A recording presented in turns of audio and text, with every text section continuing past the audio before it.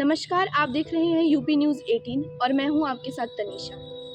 कल रात पूर्व प्रधानमंत्री डॉक्टर मनमोहन सिंह का 92 साल की उम्र में निधन हो गया। बताया जा रहा है कि उम्र संबंधित बीमारियों से वो पिछले कई दिनों से जूझ रहे थे। आज 27 दिसंबर को भारत सरकार द्वारा निर्धारित सभी कार्यों को रद्द कर दिया गया है और पूरे देश में 7 दिन के लिए राष्ट्रीय शोक घोषित। और रोमा कुछ बात है कि हस्ती मिटती नहीं हमारी, सदियों रहा है दुश्मन दौरे मनमोहन के मीडिया सलाहकार संजय बारू ने उन पर एक किताब लिखी थी जिसका नाम उन्होंने द एक्सीडेंटल प्राइम मिनिस्टर रखा था।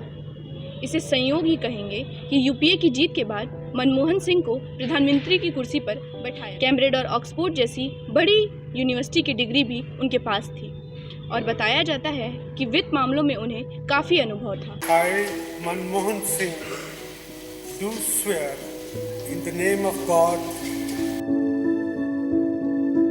1980 से लेकर 1982 तक वो प्लानिंग कमीशन का हिस्सा रहे। 82 से 85 तक वो रिजर्व बैंक ऑफ इंडिया में गवर्नर के पद पे रहे। हम बात करें 1991 की, जिनका वित्त मंत्री का कार्यकाल पूरे देश के लिए मील का पत्थर साबित हुआ। 1991 में उन्होंने देश की अर्थव्यवस्था को पूरी दुनिया के लिए खोल दिया था। इसके बाद भारत की अर्थव्यवस्था काफ़ी तेज़ी से बढ़ने लगी।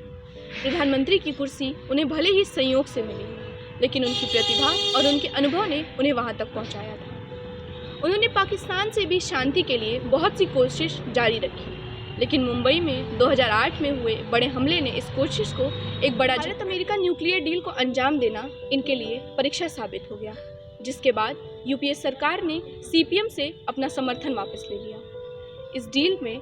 लेकिन 2009 में फिर से यूपीए सरकार ने लोकसभा में वापसी की।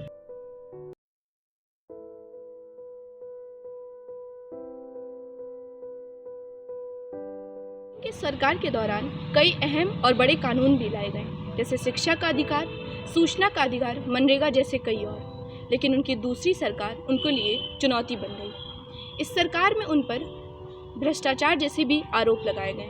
कहा जाता है कि इस सरकार के दौरान उनकी लीडरशिप का रिमोट सोनिया गांधी कंट्रोल करती थी। देश में जंतर मंतर पर अन्ना हजारे ने एक बड़ी संख्या में प्रदर्शन किया था, जिसके बाद उनकी सरकार गिर गई। 2012 में निर्भया मामले में उनकी सरकार को बहुत कोसा गया। उसके बाद लोकसभा में उनकी सरकार दोबारा वापसी न कर पाई। 30 साल संसद में रहने के बाद अप्रैल 2024 में मनमोहन सिंह ने राज्यसभा से रिटायरमेंट ले लिया। बतौर प्रधानमंत्री उन्होंने 3 बड़े प्रेस कॉन्फ्रेंस भी किए थे। जनवरी 2014 में अपने आखिरी प्रेस कॉन्फ्रेंस में जब पत्रकारों ने उनकी कमजोर सरकार पर सवाल उठाया, तभी मनमोहन सिंह ने साफ कहा, मैं नहीं मानता हूं कि मैं एक कमजोर प्रधानमंत्री रहा हूं। मैं सच में ये मानता हूं कि इतिहास इस मीडिया या विपक्ष की तुलना में मेरे प्रति अधिक उदार होगा। राजनीतिक मजबूतियों को देखते हुए मैंने अपनी तरफ से सबसे अच्छा किया, जो भी मैं कर सकता था। परिस्थितियों के अनुसार जितना कर सकता था मैंने किया। ये इतिहास तय करना है कि मैंने क्या किया है और क्या नहीं। ऐसी ही न्यूज़ और तमाम जानकारियों के लिए जुड़े रहें हमारे साथ और देखते रहें यूपी न्यूज़ 18।